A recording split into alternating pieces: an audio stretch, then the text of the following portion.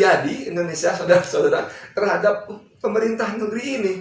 Pemerintah benci banget sama Islam, ajaran Islam yang dikriminalisasi, para pengusungnya yang berusaha menegakkan syariatnya dimusuhi, dipenjara, dizalimi, uangnya mau dikangkangi dengan berbagai peraturan, berbagai macam kepres apapun namanya.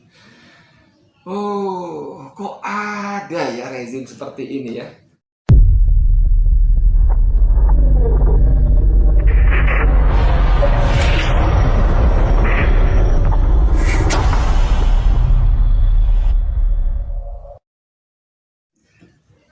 Bismillahirrahmanirrahim. Assalamualaikum warahmatullahi wabarakatuh. Dengan saya Edi Mulyadi.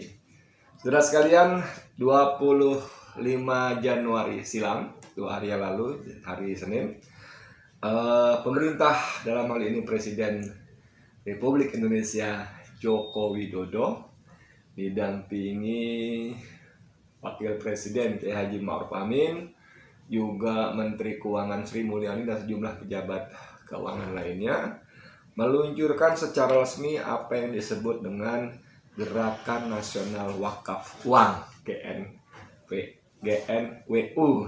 Nah, ini menarik saudara, karena ternyata kata Kiai Haji Ma'ruf Amin yang jadi wakil presiden, pemanfaatan wakaf masih lebih banyak hanya digunakan untuk bidang sosial peribadatan, yakni menjadikan masjid, madrasah, dan makam. 3M. Potensi wakaf Indonesia sekitar 2.000 triliun dan sekitar 188 triliun dalam bentuk uang. Coba siapa yang nggak ngiler 2.000 triliun, 188 triliun dalam bentuk uang? Siapa yang nggak ngiler? Siapa yang nggak ngiler? Walaupun Presiden Republik Indonesia dengan bangga, dengan gagang, jangan khawatir, ada 11.000 triliun datanya di kantong saya.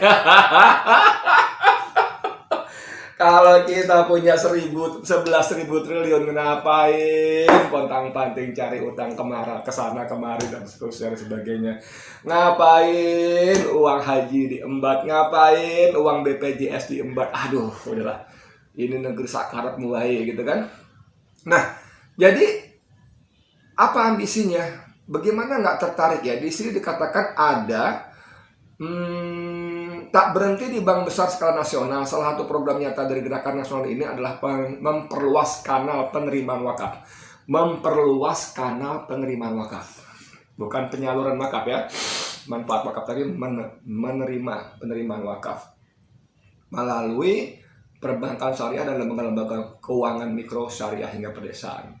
Kata Ma'ruf Amin, mereka harus menyebar merata untuk melayani masyarakat yang ingin berwakaf di seluruh Indonesia. Jadi melalui jaringan perbankan ekonomi syariah, lembaga mikro keuangan, rakyat didorong untuk mewakafkan uangnya. Disedot gitu dari daerah, petani, nelayan, buruh yang karena ajaran Islam mengajarkan wakaf itu adalah suatu amal soleh yang dahsyat, yang ganjarannya luar biasa, yang selama ini tadi seperti 3M tadi, madrasah, masjid, dan apa tadi, itu pahalanya mengalir terus selama masih dipakai, yang disebut amal jariah. Jadi umat Islam pedesaan, buruh, petani, nelayan, guru, mungkin rakyat-rakyat kecil itu dengan dasar agama ajaran Islam, mereka mewakafkan sebagian harta yang berdirilah masjid, berdirilah musola, berdirilah tempat-tempat ibadah, madrasah dan sebagainya. Nah ini, sekarang potensi itu akan disedot oleh pusat dengan nama-nama gagah tadi. Untuk apa? Untuk pembiayaan APBN ya. Sri Mulyani mengatakan pada tahun ini akan ada proyek pemerintah di 11 kementerian yang dibiayai melalui instrumen surat beragam syariah atau sukuk bernilai 2,7 triliun. Menteri Keuangan Sri Mulyani juga sudah menyiapkan instrumennya, yaitu Cash Wakf Link Sukuk CWLS. Di samping penerbitan sukuk negara yang sudah berlangsung lebih lama, obligasi dipakai untuk mendanai proyek negara.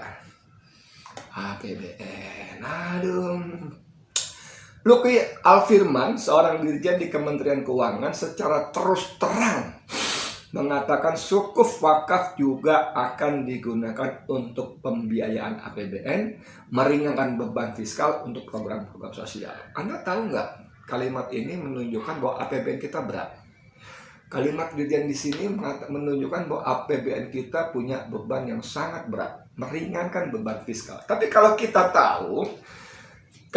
tahu beratnya anggaran APBN itu hampir sepertiganya digunakan untuk membayar utang, membayar pokok dan cicilan. Maksud saya cicilan pokok dan bunga utang luar negeri kita yang sekarang sudah 6.000 triliun dengan suku bunga yang sangat tinggi. Jadi logika kita nanti uang dari rakyat, dari petani, dari tukang ojek, dari guru, dari guru-guru madrasah, guru-guru pengajian yang berwakaf uang karena ajaran Islam itu disedot, dihisap dari daerah desa ke pusat untuk bayar utang ke luar negeri. Yang utang itu nggak jelas dipakai apa, siapa yang terima dan lainnya. Yang kita tahu sekarang ini adalah sebagian dari utang itu digunakan untuk membiayai program bansos, bantuan sosial yang digarong, dirampok, dimaling oleh Menteri Sosial yang dari Partai Demokrasi Indonesia Perjuangan PDIP, yang berkali-kali menabalkan diri, memproklamasikan diri, berkuar-kuar sebagai partai wong cilik. Tapi menterinya bisa tega mengambil jatah wong cilik yang katanya menjadi basis partai ini. Jadi begitu saudara, kalau uang wakaf, Gerakan Nasional Wakaf Keuangan ini, Gerakan Nasional Wakaf Keuangan GNWO ini jadi sukses, menyedot begitu banyak sampai 188 triliun potensi dari uangnya, karena total potensi wakaf itu 2.000, maka uang itu untuk menambal APBN yang kita tahu pertama entah untuk apa. Membangun infrastruktur yang gila-gilaan pun ternyata boleh ngutang juga. Uangnya uang BUMN yang ditugasi dan juga ngutangnya. Untuk itu BUMN kita dalam tempo beberapa waktu dekat ini akan meledak. Harus menanggung pembayaran bunga-bunga utang yang dahsyat luar biasa. Utang mereka naik berkali-kali lipat setelah mendapat penugasan membangun infrastruktur oleh Presiden Joko Widodo. Wow. Ya, pada tahun 2020 Badan Pengelola Dana Haji mencatat saldo 143 triliun, sebesar 99 triliun ditempatkan dalam produk investasi dan 43 triliun ditempatkan di bank syariah. Dana ini bisa lebih cepat menggelembung karena Omnibus Law tidak mengenakan pajak. Jadi bagaimana pemerintah? Ini lucunya ya saudara. Di sini lucunya saudara, pemerintah sangat ngiler, ngeces. Airnya menetes, ngeces. Melihat potensi dana umat Islam yang ratusan triliun. Setelah dana haji digunakan untuk macam-macam, 2 tahun lalu pengelolanya namanya Anggito Abimanyu itu mengatakan akan membiayai infrastruktur senilai berapa ya? 88 triliun kalau nggak salah, kemudian kita ribut dan dibatal. Sekarang wakaf. Bayangkan saudara, wakaf. Kemudian ada lagi orang netizen. Ini memang jahil netizen kita ya. Sri Mulyani berharap bisa bangun infrastruktur senilai 597 miliar dari dana wakaf. Ya kan? Di atas ada yang komentar tweetnya, bangun infrastruktur dari wakaf. Apa dana APBN sudah bangkrut? Dana utang 6.000 triliun sudah habis. Iya, coba kita bertanya pada rumput yang bergoyang. Badung, jahil-jahil memang netizen kita, Masya Allah. Ini dari Tengku Zulkarnain kita tahu, Kiai Sepuh ini memang dahsyat luar biasa. Beliau Tengku Zulkarnain menulis dalam tweetnya, Ustadz Tengku Zul ya, beberapa artis wafat, Jokowi sampaikan duka cita. Oke. Ada yang kita ingat, Glenn Fredly lah, siapa segala macam. Syekh Ali Jaber dan Sayyidul Walid Habib Ali Assegaf wafat, tak terdengar ucapan duka cita beliau. Oke. Giliran mau ngumpul uang wakaf uang umat Islam, presiden, wakil presiden, dan menteri keuangan turun semua. Dan beliau bertanya, begitu pentingnya artis dan uang, beliau. Nah, ini ada lagi nih, lucu. Kita suka dapat WA, pesan-pesan SMS yang nipu, ya kan? Nih ada di sini di screenshotnya. Selamat, Anda mendapat hadiah 100 juta rupiah program kuota internet unlimited T-Cell. Kode PIN ini berlaku 2 hari. Mohon verifikasi di ini. Ya, sudah sering dapatkan? Dia jawab sama orang yang dapat ini. Tolong kasihkan ke Pak Jokowi buat wakaf uang ya. Tukang tipu. Kan biasanya kalau kita layani, kita disuruh transfer uang dulu begini. Dia langsung tolong kasihkan ke Pak Jokowi buat uang wakaf ya. Ya, bukan wakaf uang ya. Aduh, netizen. Ini ada lagi dari Tengku Yujul.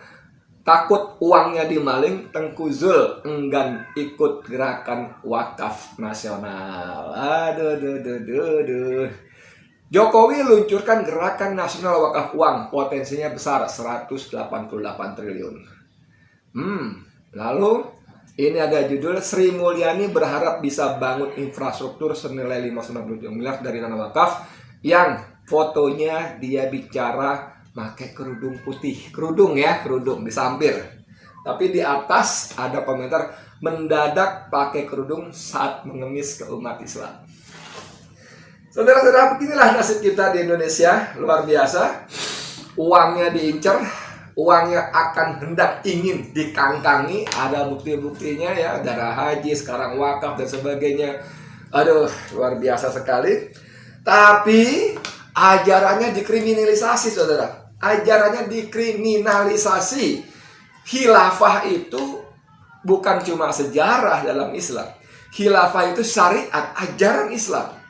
Kalau kita buka kitab-kitab fikih ulama-ulama salaf, ulama terdahulu, bahkan kita punya dulu kitab fikih Sulaiman Rashid yang diajarkan di sekolah-sekolah, di SMA, saya masih ingat waktu tahun 80-an, itu Sulaiman Rashid ulama kita, yang buku yang tebal itu, diajarkan di sekolah itu ada satu bab tentang khilafah. Jadi khilafah itu syariat Islam yang oleh pemerintah Indonesia pertama dilarang, kemudian dikriminalisasi. Para pendukungnya, para pengusungnya kemudian diberi stempel-stempel radikal, ekstrim dan sebagainya. Bahkan kemarin kita dengar berita ada wakil dekan di sebuah universitas negeri dicopot hanya gara-gara sang wakil dekan pernah aktif di Hizbut Tahrir Indonesia yang kita kenal getol mengusung ideologi khilafah. Dan sekarang sedang dibuat lagi peraturan Perpres bahwa anggota HTI dilarang ikut pemilu. Wow, diperlakukan seperti PKI, saudara. Itu karena HTI mengusung ideologi khilafah. Karena HTI mengusung syariat khilafah sebagai bagian dari syariat Islam. Tapi ajaran Islamnya dikriminalisasi, ulamanya dizalimi, ustadz ulama habaibnya dizalimi, uangnya mau dikangkangi. Aduh, ini gimana ya? Kalau saya punya tetangga, setiap hari saya benci dia, saya pikirkan bagaimana cara mencelakai dia, tetangga saya itu. Saya fitnah dia, saya laporkan ke Babinsa, ke apalagi itu namanya itu pejabat-pejabat TNI Polri level kecamatan itu, apa namanya, Babinsa, Kapkamtib, apalagi itu nggak ngerti saya. Saya bilang, cuy, bapak ini begini. Pokoknya saya benci banget orang itu, karena saya benci lah pokoknya. Tapi karena orang itu kaya, saya pengen juga dapat uangnya. Aduh, tetangga-tetangga sekampung saya mengatakan si Edi itu gila ya. Nggak tahu diri ya, nggak punya akal ya, nggak sehat akalnya, yang nggak waras ya. Emang kenapa? Bayangin, dia benci banget sama bapak A itu, tapi dia juga pengen dapat duitnya. Dia fitnah bapak itu, dia laporin ke polisi, dia jelek-jelekin ke orang-orang, dia bikin status medsos segala macam, tapi dia pengen dapat duit bapak itu. Ini manusia Edi Mulyadi ini gila. Nah, itulah yang terjadi Indonesia, saudara-saudara, terhadap pemerintah negeri ini. Pemerintah yang benci banget sama Islam, ajaran Islam yang dikriminalisasi, para pengusungnya yang berusaha menegakkan syariatnya dimusuhi, dipenjara, dizalimi, uangnya mau dikangkangi dengan berbagai peraturan, berbagai macam kepres apapun lah namanya. Oh, kok ada ya rezim seperti ini ya? Kok ada ya rezim seperti ini? Gimana Anda mau menjelaskan kepada saya dengan cara apa? Kalau saya nggak masuk akal sehat saya.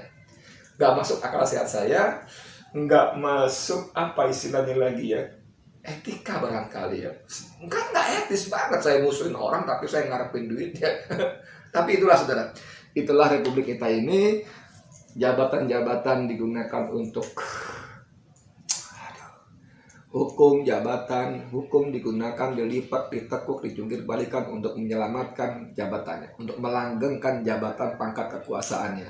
Untuk dengan itu hukum segala macam tadi digunakan untuk membungkam orang-orang kritis yang dianggap sebagai lawan. Selamat datang di Indonesia yang seperti ini. Ambiar saudara. Ngomong-ngomong gimana? Anda mau ikut gerakan nasional wakaf uang? Kalau saya seperti Tengku Zul, ogah takut dimaling. Orang yang jelas-jelas hasil ngutang untuk bansos saja dimaling, apalagi uang wakaf yang memang sejak awal umat Islam berwakaf itu kan, tanda kutip ya, niat hilang. Dia nggak mikirin lagi, nggak mikirin returnnya, nggak mikirin keuntungan, udah uang hilang gitu, dianggap hilang sebagai bagian dari amal zariah, amal soleh di hadapan Allah. Makanya umat Islam relatif nggak rewel. Nah ini yang ditangkap oleh para penguasa negeri kita. Ya wes, lah. Oke ya, dari saya sekian. Terima kasih. Semoga bermanfaat. Jangan lupa like, comment, share, dan tentu saja subscribe channel ini, channel Bang Edi channel ini ya. Semoga bermanfaat. Saya Edi Mulyadi untuk Forum News Network FNN. Assalamualaikum warahmatullahi wabarakatuh.